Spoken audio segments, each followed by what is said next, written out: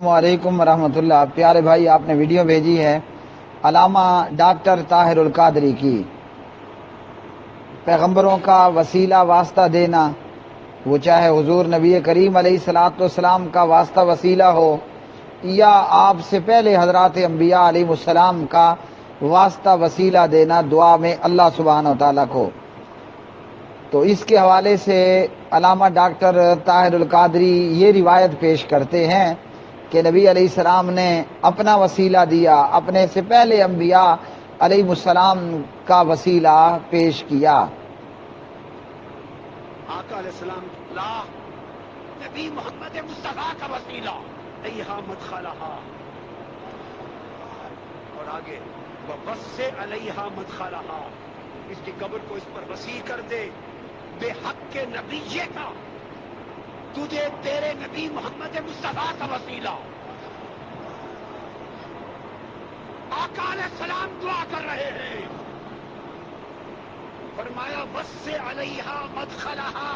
بے حق کے نبی، تعالیٰ باری تعالیٰ تجھے میرا واسطہ، میرا محمد مصطفیٰ کا وسیلہ، اس کی قبر کو وسیع کر دے۔ والانبیاء الذین من قبلی، اور ان سب نبیوں کا واسطہ وسیلہ جو مجھ سے پہلے۔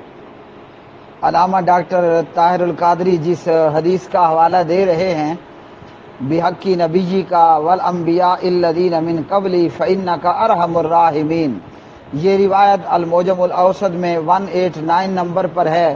اور یہ روایت المعجم الکبیر للطبرانی میں 871 نمبر پر ہے، اور اسی طرح دیگر جگہوں پر یہ روایت موجود ہے۔ روایت کے راوی ہیں جناب حضرت انس بن مالک رضی اللہ تعالی عنہ، اور اس روایت میں پیچھے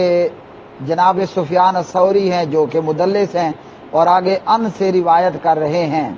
یہ روایت علامہ محمد ناصر الدین البانی رحمہ اللہ سلسلہ الضعیفہ والموضوعہ کے اندر بھی لائے، حدیث نمبر ہے 2323۔ علامہ البانی فرماتے ہیں کہ یہ روایت سندن ضعیف ہے، تو یہ روایت ثابت ہی نہیں ہے۔ جیسے بتایا کہ اس روایت میں امام سفیان الثوری ہیں، مدلس ہیں، اور ان سے روایت کرتے ہیں، اور دیگر علتیں جو اس کے اندر موجود ہیں، تو روایت سندن ثابت نہیں ہے، ضعیف روایت ہے۔ فوت شدگان کے وسیلے ڈالنا بدعت ہے، اور جو ان گزرے ہوئے اور فوت شدگان کو زندہ سمجھ کر ان کے وسیلے ڈالے، یہ شرک بھی ہے۔ تو مردوں کے اور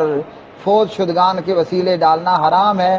جو فوت ہو گئے، وفات پا گئے، ان کے وسیلے ڈالنا حرام ہے، چاہے انبیاء علیہ السلام ہوں یا چاہے صحابہ کرام رضوان اللہ علیہ مجمعین ہوں، یا ائمہ کرام ہوں رحمہم اللہ، یا اولیاء اللہ ہوں رحمہم اللہ تعالی۔